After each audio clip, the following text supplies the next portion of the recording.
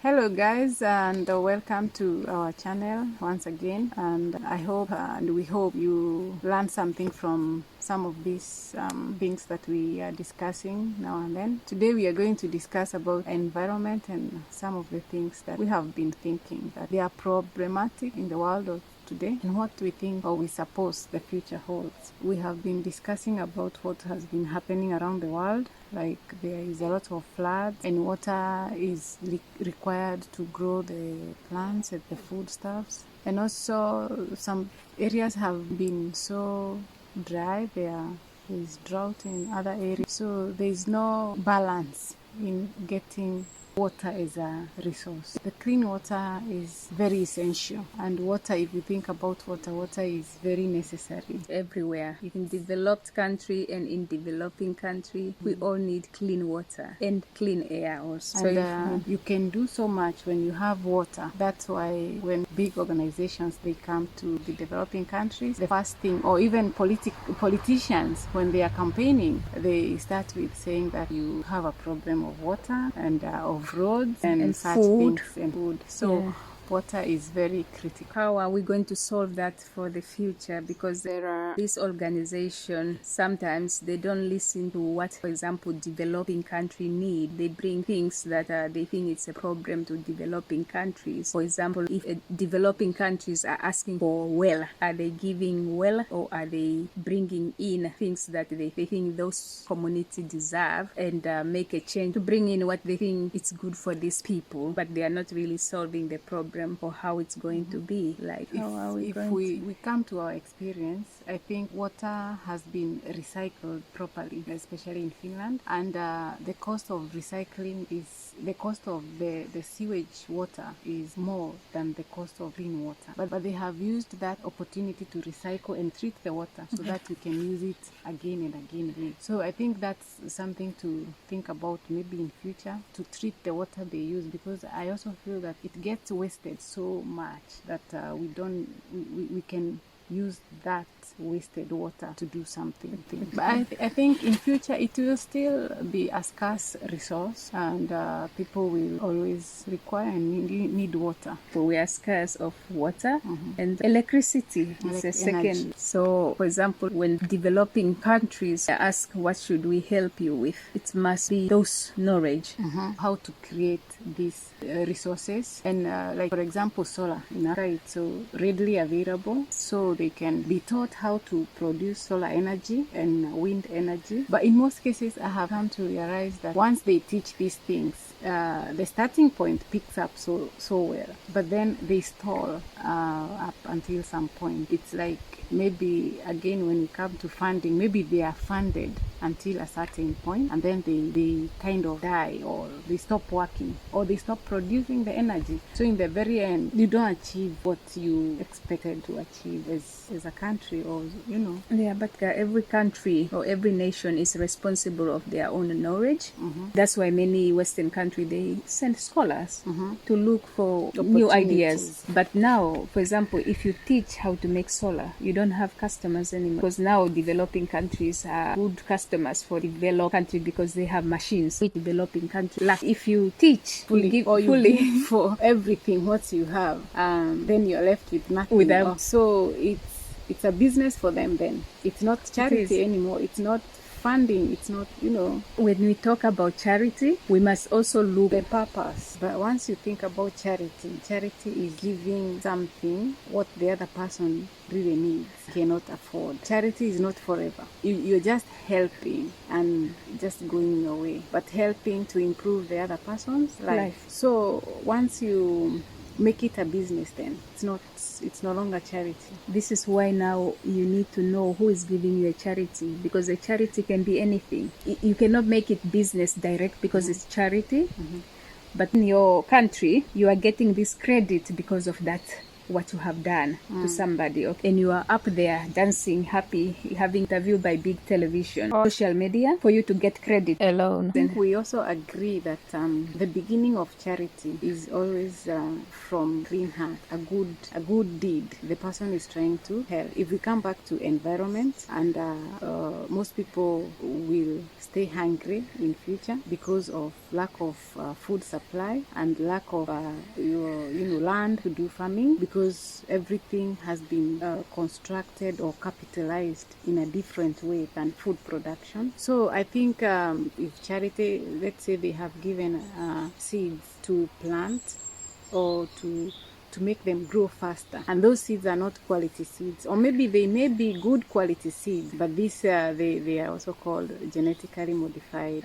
seeds, so the GMOs. Yeah, so in that sense, is that good charity? If you are told, for example, in an agreement, I'm going to give you seeds, but they are GMOs, then it's up to the recipient to make a decision, right? Remember, depends if you're going to be given the full information, because at times maybe that's why a person gets sick out of the new kind of seeds which have been manipulated to look like the seeds that you need, but then you're not being given the full information or explain the side effects of these things. Don't even know how they have been manufactured, with what chemical them to maybe grow up quickly. But that's the same thing as pills in the hospitals. You don't know what is included there, but now this is why you need to put ethical people on the right positions to look at those things. Right people at the right positions, but again, we from the developing countries, we come from vulnerable backgrounds, and sometimes we are desperate to achieve quicker, faster. We don't really mind about the side effect. We just want something to fill our stomach, for example, or we are ready to put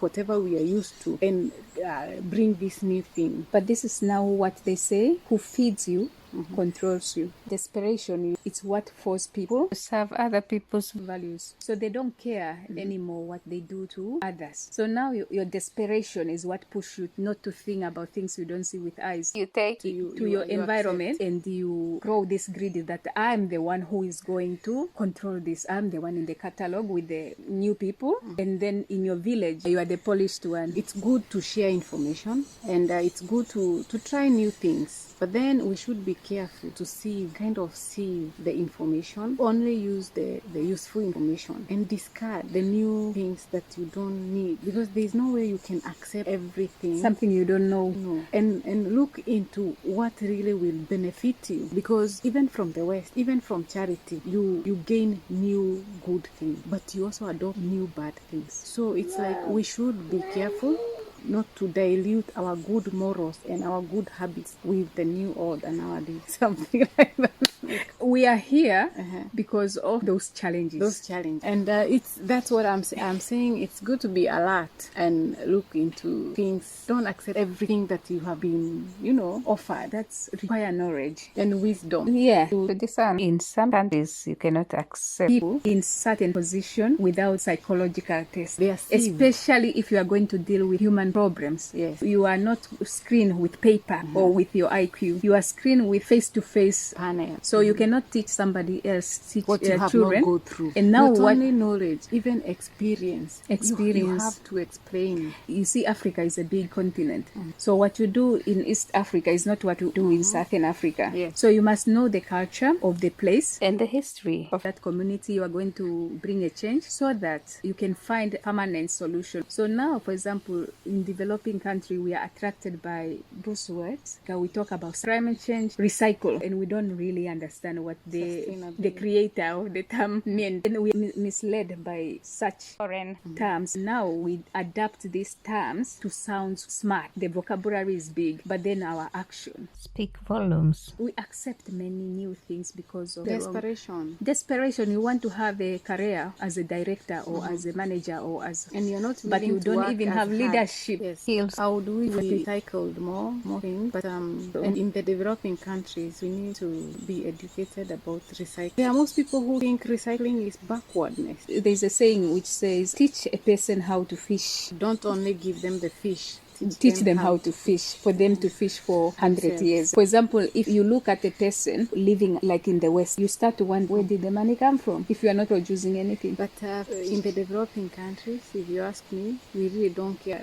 where the money comes from, so long as you have the money. But now that money can be the charity money. It can also be evil. You wonder, the person bringing in the charity, are they in the same network with the one who got it, the plutocracy? Plutocracy. Because if you are giving money to solve the problem, solve the problem. And of course, pay yourself, but don't take everything from the original intended. Well, African knowledge is full of beautiful things, which can be reshaped and control these environmental challenges to have clean water in Africa.